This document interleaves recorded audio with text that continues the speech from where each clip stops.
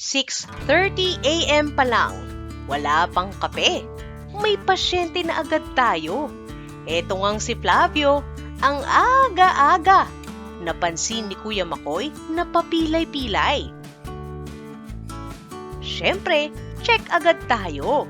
Unang tinignan, baka may sugat sa paa o sa hooves.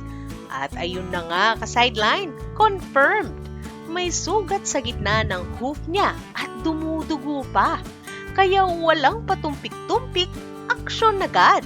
Spray tayo ng Iodo Strike para malinis at madisinfect ang sugat. After that, ready na ang support meds ni Flavio. Oxyvet LA para iwas infection at ChemShot LE para mas mabilis ang recovery.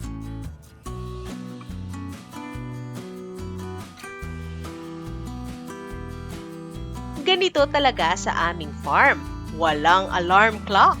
Mga alaga ang gigising sa'yo. Abangan sa mga susunod na araw. Bibilis kaya ang recovery ni Flavio? I-follow nyo lang kami para sa updates.